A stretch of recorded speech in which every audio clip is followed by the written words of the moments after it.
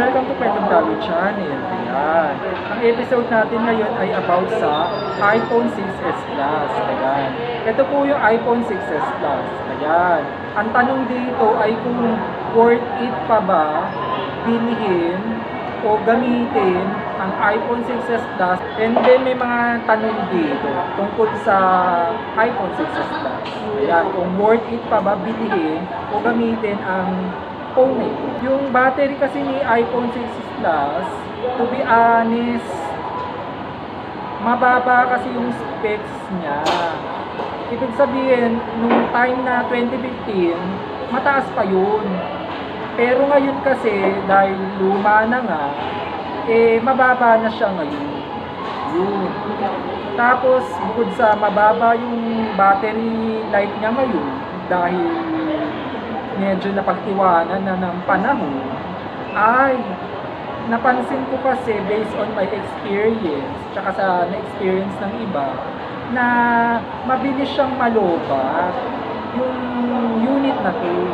Ibig sabihin, bukod sa mabilis siyang malobat, madali na rin siya nag-iinit. Ayan. Kapag ka ginagamit mo siya, syempre. Tapos, ang napansin ko rin dito, matagal siya mag-charge, pero mabilis siyang malobat. Yun ang na-realize ko dito. Yung power bank, ibig sabihin, pwede naman kayong mag-charge sa power bank kapag nalobat yung phone, syempre. Kaya lang, nakaka-awkward naman kung charge ka ng charge sa power bank kasi nga mabilis nang malobat ang phone mo. Ayan. Kaya kung battery ang pag-uusapan, outdated na siya. Ayan.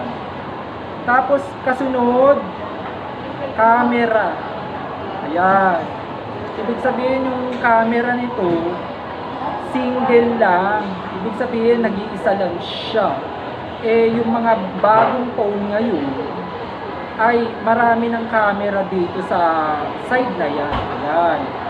Minsan nga, kahit budget phone, may mga dalawang camera, tatlong camera. Ito kasi single lang. Ayan. Kaya ibig sabihin, napag-iwanan na siya pagdating sa camera. Ayan. Pagkatapos, yung sa pagkuha ng video niya, basic na lang. Hindi katulad nung ngayon na marami na kasing bagong phone ngayon na napakaganda talaga, especially sa pagkuha ng video at picture. Ayun. Ibig sabihin, outdated na siya. Ayan. Tapos yung kasunod niya, storage. Yung storage nito ay 32 giga na lang. Yun. Ibig sabihin, marami na kasing phone na mataas ang storage para dun sa mga file na sinesave sa phone. Yun. Kaya lang may napansin din ako dito. Wala kasi itong SD card. Ayan. Kasi kapag puno na raw yung storage ng phone, ay pwede naman daw siyang mag-save sa SD card. Kung merong SD card. Ayan. Ito wala. Kaya mapipilitan kang mag-delete ng file dito sa phone na to dahil puno na. At kapag puno na raw yung file ng phone, ay bumabagal na yung phone. Ayan. Pagkatapos yung RAM naman, ayan, katulad nung sa storage, mababa na rin yung RAM nito. Kaya hindi na siya kayang sumabay dun sa mga bagong phone ngayon. In short, mababa na yung RAM niya. Ayan. Tapos, ang importante kasi sa phone, yung hardware tsaka software. Ano pa ba yun nandito? Yung katulad ng sinabi ko sa inyo kanina, yung battery niya. Mabilis siya malobat, tapos mabilis siya nag-iinit kahit na hindi ka naman nanonood ng mga movies. Ayan. And then, parang napag-isip ko na what if ipa-repair ko siya o kaya ipa-replace ko yung battery niya. Ayan. Kaya lang guys, parang hindi na siguro dapat gawin mo.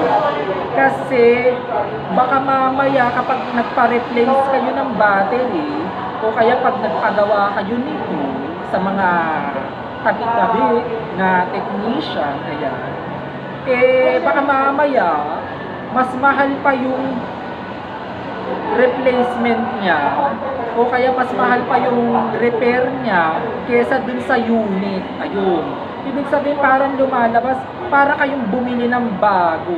Ayan.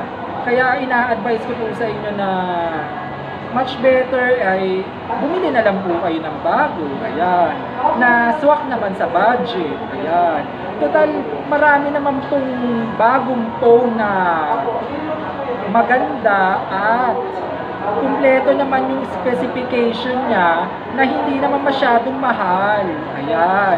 Ang sabi nga nila, be practical. Ayan.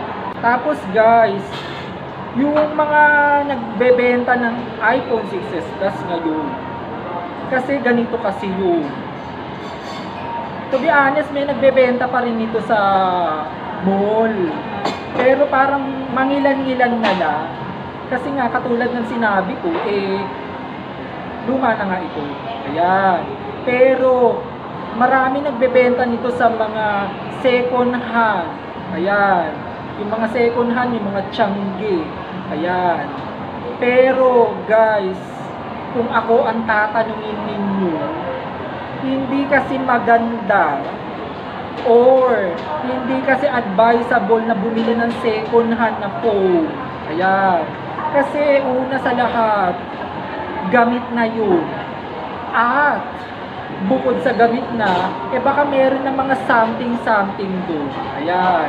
Total, mag-i-invest rin lang kayo ng gamit, dapat talaga yung bago na ang bibilhin ninyo. Ayan. Total, marami ng bagong phone ngayon na bago siya at swak naman sa budget. Ayan. Ibig sabihin, makatarungan naman yung budget ng phone na nandyan ngayon sa market. Ayan. And then, ano pa ba yung mga tinatanong dito? Yun. Parang lumalabas kasi, outdated na kasi ito. Ibig sabihin, osla na. Ayan. Ibig sabihin, hindi na siya kayang sumabay sa mga bagong phone ngayon. Ayan. Kasi, yung standard na phone ngayon ay modern na talaga. Ayan. Ibig sabihin, katulad ng tanong kanina, kung worth it pa ba bilhin ito o worth it pa ba gamitin itong phone na to, ang totoo, ang conclusion ko dito, ang review ko rito ay hindi na po. Kasi una sa lahat, nabanggit ko na sa inyo kanina na outdated na, mababa na yung specs niya, tapos yung technology niya, hindi niya na kayang sabayan yung mga bagong phone niya yun. Ayan. Ibig sabihin, parang lumalabas kasi na napag-iwanan na nga ng panahon. Ayan. At saka katulad ng sinabi ko sa inyo kanina na kung magpaparepair kayo ng phone, ay delikado po yun. Kasi una sa lahat, lalo na kapag hindi nyo kilala yung gumagawa ng phone at kapag may nangyaring something wrong, ay anong habol nyo doon? Ayun, yun ang question mark doon. Ayan. Kaya ibig sabihin para wala kayong doubt, ay bumili na lang kayo ng bagong phone na swak naman sa budget. Ayan. Na ibig kong sabihin, maraming bagong phone ngayon na maayos naman ang specs niya na hindi naman masyadong mahal. Ayan. Yun ang advice ko sa inyo. Ayan. Total kayo na rin lang ang gagamit.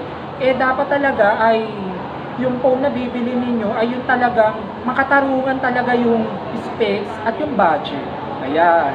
Kaya again, ayan na po yung mga review ko dito sa phone na ito ng iPhone 6s Plus. Ayan. Sa katunayan niya, nung bagong labas ito, kulang na lang sambahin nila ang phone na ito. Ayan. Kasi alam niyo naman, pagdating sa iPhone, maraming excited, maraming atat na bumili. Pero nung time na yun, ganun talaga yun. Pero naluluma ang gadget. Ayan. Kaya ibig ko sabihin, huwag kayong mag-rely sa brand. Mag-rely po kayo sa specs, tsaka sa price na rin. Guys, ngayon nalaman nyo na yung review dito sa phone na to. Ayan. Nasa sa inyo na po ang mga desisyon kung ano ang gagawin ninyo. At kung ano ang pipiliin ninyong desisyon. Total may mga free will naman kayo na dapat ninyong piliin at sundin. Ayan. Again, bago po ako mag-say goodbye, maraming salamat sa mga nanood ng Kwentong Vlogger. Ayan. Sa mga manonood, salamat sa inyo. At sa mga subscribers, maraming salamat din po. At sa mga nais mag-subscribe, please mag-subscribe na po kayo. Ganito lang po ang gagawin ninyo. Manood lang po kayo ng video sa Kwentong Vlogger at pagkatapos nyo pong manood, i-click nyo lang po yung like, subscribe at bell button para makareceive kayo ng mga update at mga fresh episodes ng Kwentong Vlogger. Ayan. Again, maraming salamat po sa inyo. Have a good day. Bye-bye.